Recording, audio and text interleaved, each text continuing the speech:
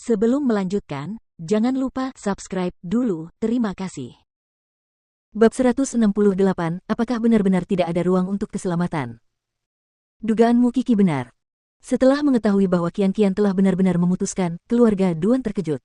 Sebelumnya, Qian-Qian hanya bisa menahan rasa sakit saat melihat putra mereka bermain-main dengan orang lain. Jadi, mereka mengira Qian-Qian hanya bertingkah seperti anak kecil yang sedang mengamuk.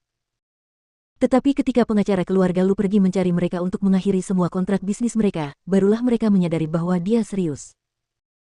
Setelah itu, Papa Duan memarahi Duan Shaoan dan memerintahkan Mama Duan untuk membawa putra mereka ke Lu Mansion untuk meminta maaf. Oleh karena itu, ibu dan anak itu berdiri di depan gerbang rumah Lu pada pagi hari. Qian-Qian, mereka sudah menunggu selama hampir 2 jam, apakah kamu benar-benar tidak akan melihat mereka?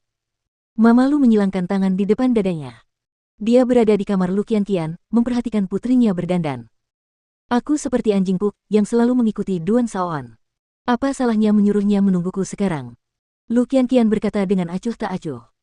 Jika kamu tidak ingin membiarkan mereka menunggu, kamu bisa memberitahu mereka bahwa aku tidak ada di sini. Setelah mendengarkan perkataan Lu Qian-Qian, Mama Lu menepuk bahunya.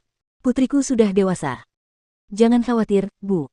Lu Qian-Qian berbalik dan memegang tangan Mama Lu. Aku tidak akan membuatmu khawatir lagi. Karena mereka semua orang yang tidak penting, kita tidak akan menemui mereka. Apa masalahnya? Kemudian, Mama Lu turun ke ruang tamu. Ia berkata, maafkan aku, Ma dan Duan. Aku naik ke atas tadi untuk menelepon Qian-Qian. Baru kemudian aku sadar dia tidak ada di rumah. Maaf membuatmu menunggu begitu lama. Maafkan aku. Kau boleh pergi sekarang. Sebenarnya, semua orang tahu bahwa Lu Qian-Qian ada di rumah. Hanya saja dia tidak mau menemui mereka. Dalam hukum, Nyonya Duan, karena pertunangan anak-anak kita dibatalkan, Anda seharusnya tidak memanggil saya seperti itu lagi. Mama Lu mengoreksi Mama Duan. Ini adalah hal terpenting dalam hidup seseorang, bagaimana Anda bisa membatalkannya dengan tergesa-gesa. Mata Mama Lu menjadi gelap setelah mendengar apa yang dikatakan Mama Duan. Dia adalah wanita yang sombong, lebih sombong daripada Papa Lu di keluarga mereka. Sebelumnya, dia menanggung kesalahan Duan Shaoan karena putrinya mencintainya. Sekarang, mengapa dia harus menanggungnya ketika putrinya tidak mencintainya lagi? Saya tidak ingin menghitung semua perselingkuhan yang pernah dilakukan putra Anda di luar sana. Saya sudah berkali-kali mengatakan kepada Qian-Qian untuk putus dengan pria seperti itu. Mengapa dia harus memilih pria seperti itu?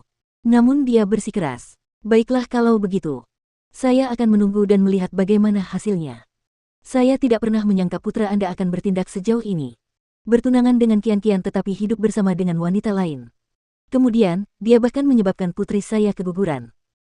Jika aku yang melahirkan sampah ini, aku akan menginjak-injaknya sampai mati. Mengapa aku harus membiarkan sampah hidup di dunia ini? Apakah menurutmu Qian-Qian harus mengalah lagi seperti dulu? Apakah menurutmu keluargaku berutang padamu? Tidak. Sekarang, aku senang putriku tidak mencintainya lagi. Aku merasa sangat senang sampai-sampai aku akan meminta seseorang untuk membeli petasan dan menyalakannya di pintu. Mama Lu tidak bermaksud untuk mempermalukan mereka saat mengatakan hal itu. Mengapa harus? Mama Duan tampak sakit. Namun, dia menahannya. Nyonya Lu, tolong izinkan saya menemui Qian-Qian. Mungkin dia bisa berubah pikiran. Mama Lu mencibir dan mengangguk. Sudah kubilang dia sudah pergi. Kalau kamu masih ingin menemuinya, kamu bisa menunggu. Mama punya urusan lain yang harus diurus. Jadi, silakan saja. Dia hanya sepatu rusak. Jika dia membatalkan pernikahan kita, siapa yang akan menginginkannya? Duan Shaoan bergumam sendiri.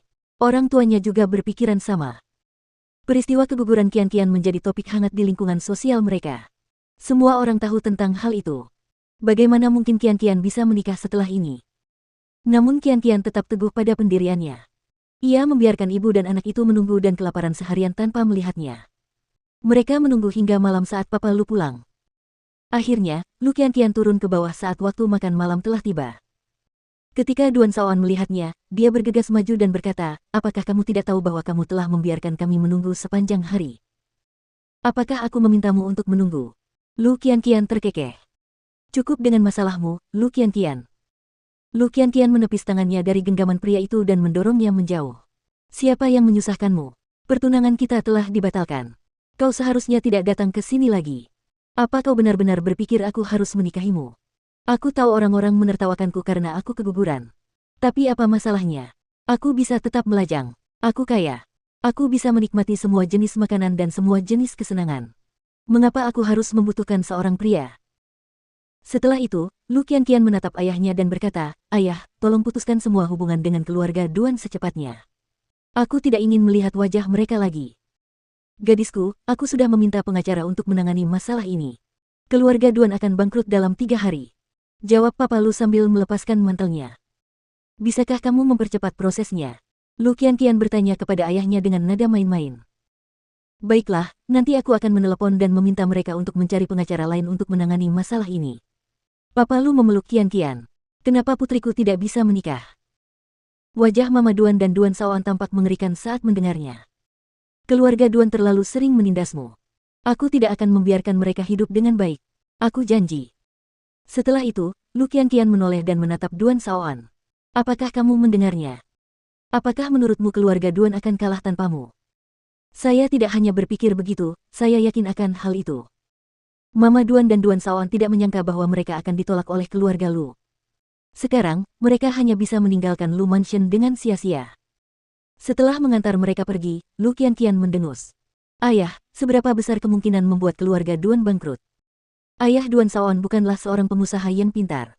Tanpa bantuan kita, keluarga Duan pasti sudah bangkrut sejak lama. Bagaimana menurutmu? Papa Lu menepuk kepala Lu Qianqian.